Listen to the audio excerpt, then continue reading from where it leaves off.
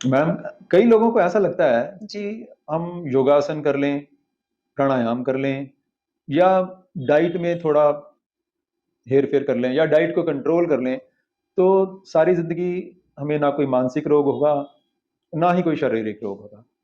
आपका इसके ऊपर क्या विचार है? देखिए, अगर हम ऐसा सोचते हैं कि हम प्राणायाम कर लें या योगासन कर लें या अपने खाने पीने में थोड़ा बदलाव कर लें और हमें किसी भी तरह का कोई कष्ट नहीं होगा, तब तो हम बिल्कुल कुदरत के कानून को नकार रहे हैं। पूरा दिन हम चालाकियां करें, चतुराइयां करें, सुस्ती करें, झूठ बोलें, सुबह 1 या 2 घंटे हम प्राणायाम कर लें, योगासन कर लें, या दिन में 1-2 बार हम खाना खाते हैं तो हम कहें कि जी देखो हम बड़ा हेल्दी खाना खा रहे हैं, और हम ऐसा सोचें कि हमारा शरीर बिल्कुल स्वस्थ रहेगा, हमारा मन बिल्कुल स्वस्थ रहेगा, तो फिर हम तो बिल्कुल ये कह रहे हैं कि आधार ही नहीं है फिर कुदरत के कानून का। Law of cause and effect does not work at all.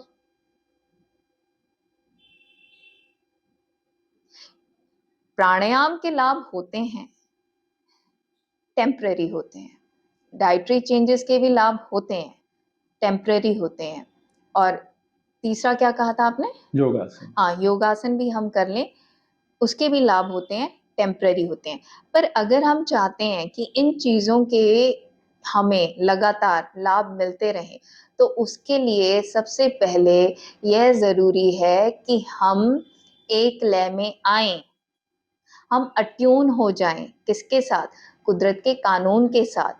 हम अपने चित्त पर कुदरत के कानून के ज्ञान को जगाएं। हम कर्म के सिद्धांत को समझें कि जैसा बोते हैं वैसी खेती आती है। क्योंकि मन पर भी जितने कलेश प्रकट होते हैं, यानी जितनी भी दुख तकलीफें परेशानियां प्रकट होती हैं, तन पर भी जितने कलेश प्रकट होते हैं, जो भी दुख तकलीफें परेशानियां प्रकट होती हैं, उन सब का कारण कहीं ना कहीं हमारी गलत आदतें हैं। हम्म। हम्म हमारा झूठ है, हमारी चालाकियां करने की आदत है, चतुराइयां करने की आदत है।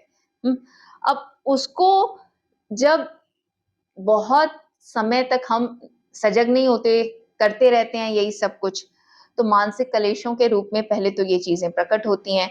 वहां पर भी हम नहीं समझते, हम्म। ब्रेक नहीं लगाते, चीजों को अच्छी तरीके से एनालाइज नहीं करते, तो फिर वे शारीरिक बीमारियों के रूप में प्रकट होती हैं।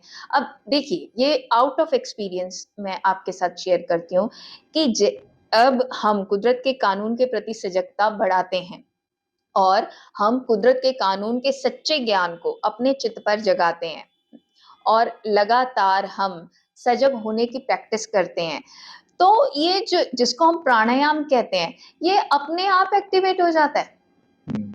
क्योंकि देखिए, जब हम ध्यान में बैठे होते हैं, हम अपनी शुद्ध सहज सांस पर ही ध्यान कर रहे हैं, तो कई बार हम देखते हैं कि हमारी जो राइट नॉस्ट्रल से बहुत तेज सांस आ रही है, बहुत तेज सांस निकल रही है ना। अब वैसे इसको हम कहते हैं कि भाई सूर्य नाड़ी का है।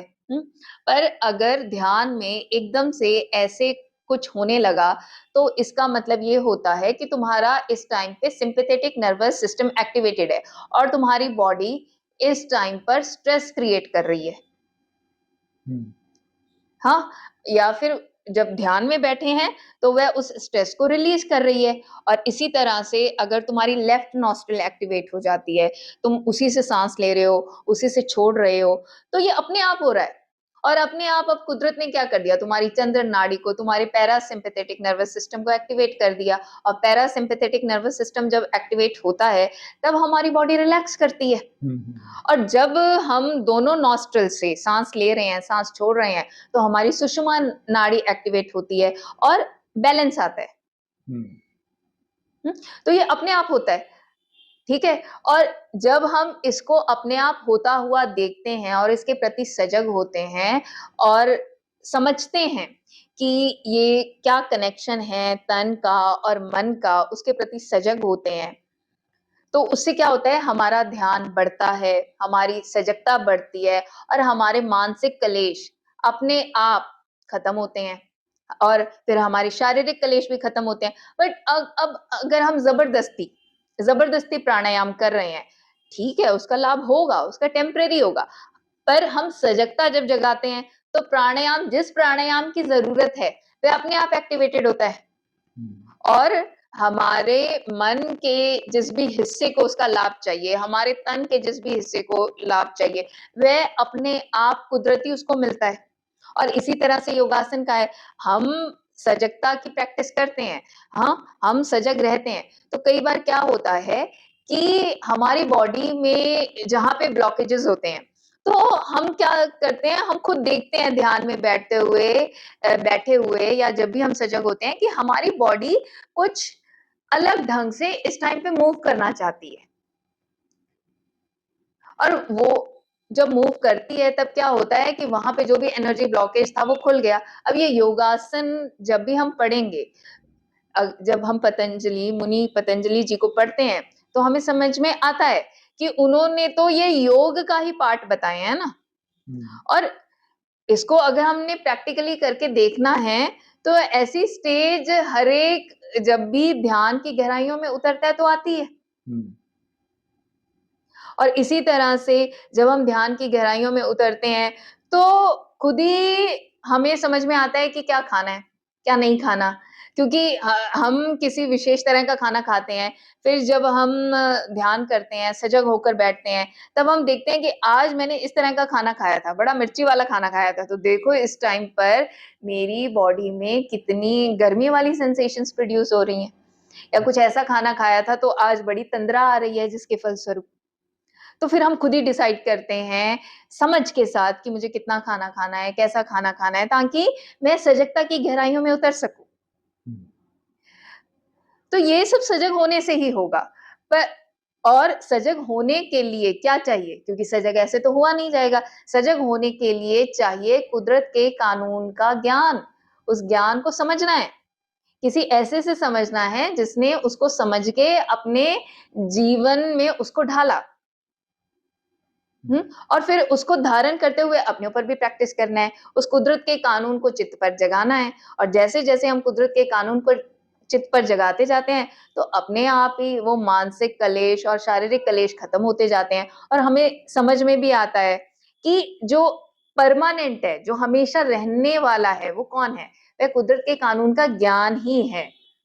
बाकी अपनी दिनचर्या को एक स्वस्थ दिनचर्या रखने के लिए या ध्यान में सही तरह से कर सकूं, ध्यान की गहराइयों में मैं उतर सकूं, मैं सही जीवन जी सकूं, तो उसके लिए मुझे जो अपनी बॉडी को मेंटेन करना है, तो मैं कितना खाऊं, क्या खाऊं, कितनी एक्सरसाइज करूं ताकि मैं वो कर सकूं।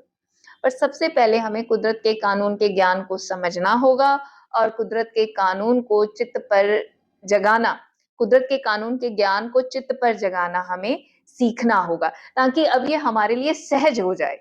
हम किसी भी चीज से प्रभावित होकर उसकी तरफ दौड़े नहीं, क्योंकि अगर तो हम प्रभावित होकर दौड़ रहे हैं तो इसका मतलब अभी कुदरत के कानून का ज्ञान नहीं जागा। कुदरत के कानून का ज्ञान हमारे जीवन में जाग गया है तो हम अच्छे तरीके से इनसाइड आउटसाइड समझेंगे और फिर चीजों को धारण करेंगे। वरना तो क्या होता है कि हम अंधश्रद्धा जगा लेते हैं, अंधविश्वास जगा लेते हैं और किसी चीज के पीछे पड़ते हैं तो फिर बिल्कुल पागल ही हो जाते हैं। और जबकि जो कुदरत के कानून का सच्चा ज्ञान है वह हमेशा हमें क्या सिखाता है? समता, सब्र, बैलेंस।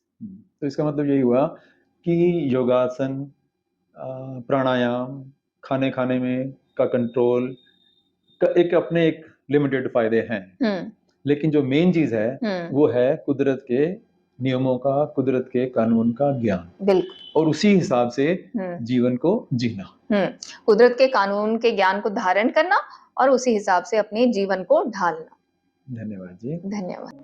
अगर आप भी शुद्ध सांस पर काम करना सीखना चाहते हैं तो नीचे कमेंट्स में जो कमेंट पिन किया हुआ है उस पर जाएं, उसमें व्हाट्सएप ग्रुप का लिंक दिया गया है, उस लिंक पर जाएं, व्हाट्सएप ग्रुप को ज्वाइन करें। उस मेडिटेशन ग्रुप में आपको मेडिटेशन से संबंधित सारी जानकारी मिलती है।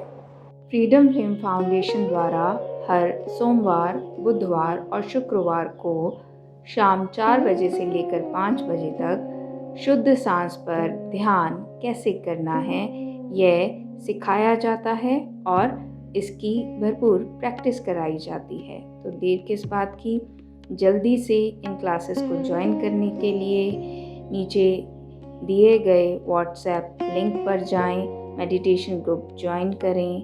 धन्यवाद।